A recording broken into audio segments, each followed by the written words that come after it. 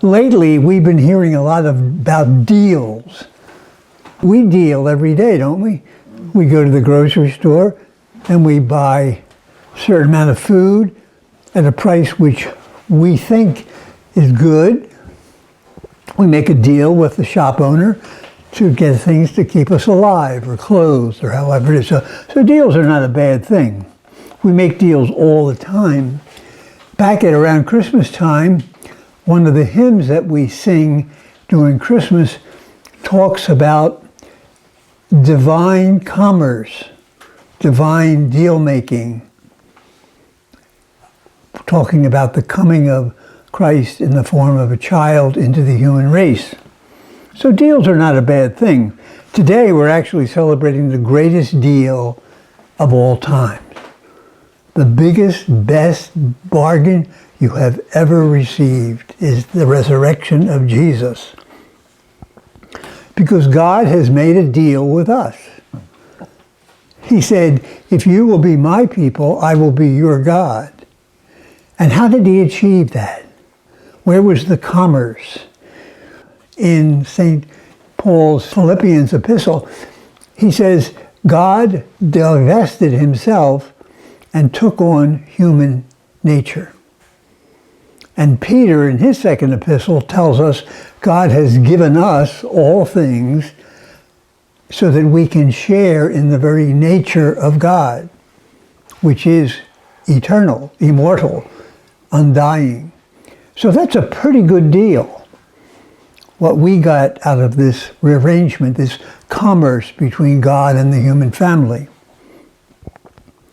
What did we have to give up, though, to achieve this deal? We had to permit God, who divested himself of his divinity in Jesus, to take up his home within us, the human family. Our hope of glory, our hope of immortality. Our part of the deal was to let him live within us, and his part of the deal was to share with us his undying nature.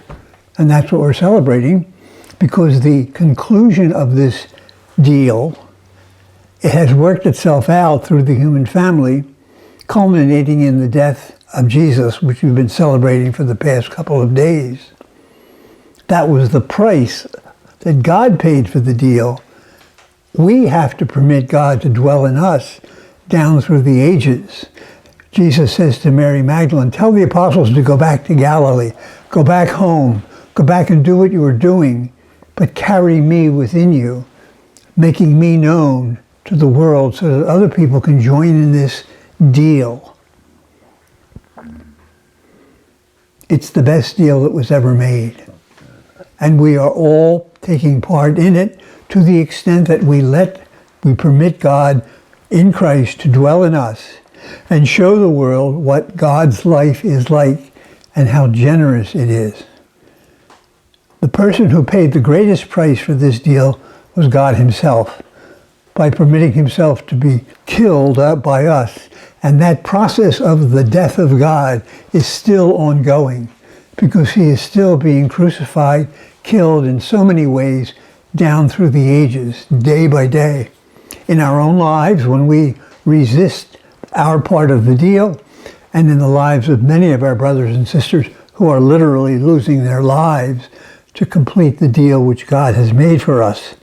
So today is a great day for rejoicing, because we are the beneficiaries of the greatest deal ever made.